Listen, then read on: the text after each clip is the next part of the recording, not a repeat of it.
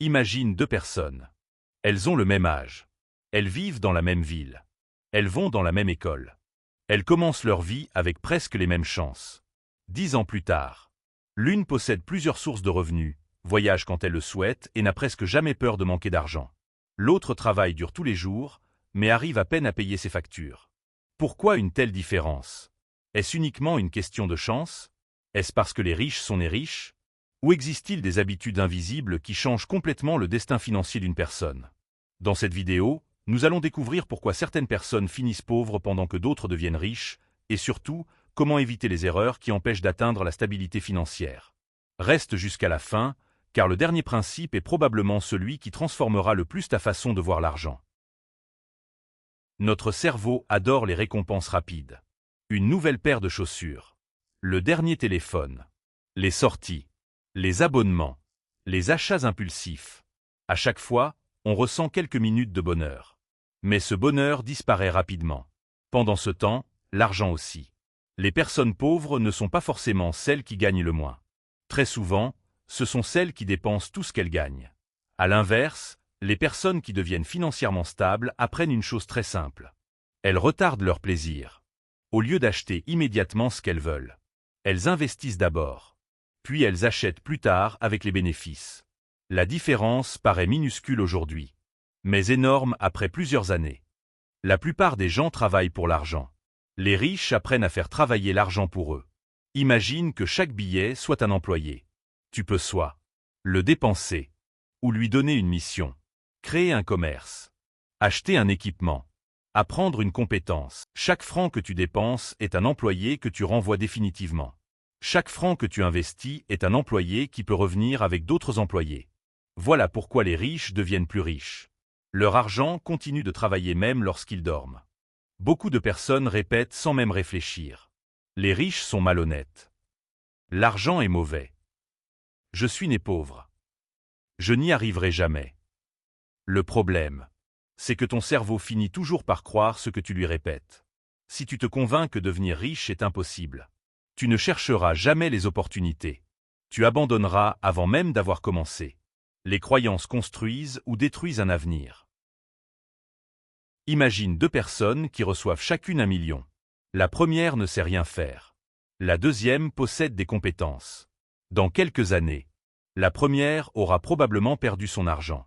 La seconde saura en créer encore davantage. L'argent peut disparaître. Les compétences restent.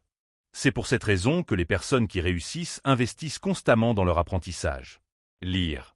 Regarder des formations. Pratiquer. Étudier. Recommencer. Chaque compétence augmente leur valeur.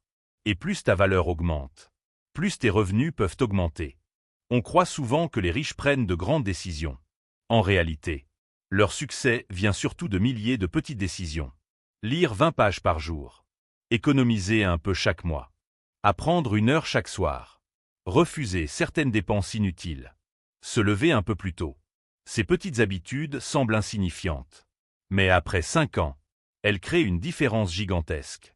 Tu deviens progressivement la moyenne des personnes avec lesquelles tu passes le plus de temps. Si tout ton entourage passe son temps à se plaindre, tu finiras probablement par faire pareil. Si ton entourage apprend, Travail. Entreprendre. Economize. tu adopteras naturellement ces comportements. Choisir son entourage, c'est parfois choisir son avenir. Beaucoup rêvent. Très peu essaient. Pourquoi? Parce qu'ils ont peur. Peur d'échouer. Peur du regard des autres. Peur d'être critiqué. Mais regarde les entrepreneurs, les sportifs, les artistes. Ils ont tous connu des échecs. La différence, c'est qu'ils n'ont pas laissé ces échecs définir leur vie. Chaque erreur leur a appris quelque chose. Et chaque leçon les a rapprochés du succès. La motivation est une émotion. Elle vient, puis elle disparaît. La discipline, elle, continue même quand tu n'as plus envie. Les personnes riches ne sont pas motivées tous les jours. Elles agissent malgré le manque de motivation. C'est cette régularité qui crée les résultats extraordinaires. Voici une vérité difficile. Personne ne viendra transformer ta vie à ta place. Ni le gouvernement, ni la chance. Le changement commence lorsque tu décides de devenir responsable de ton avenir. Ce n'est pas toujours facile, mais c'est toujours possible. Chaque jour représente une nouvelle occasion. Imagine-toi dans 5 ans. Tu peux rester exactement où tu es aujourd'hui. Ou devenir une personne complètement différente. La seule différence, ce sont les décisions que tu prendras à partir d'aujourd'hui. N'oublie jamais ceci. Tu n'as pas besoin d'être riche pour commencer. Mais tu dois commencer si tu veux devenir riche.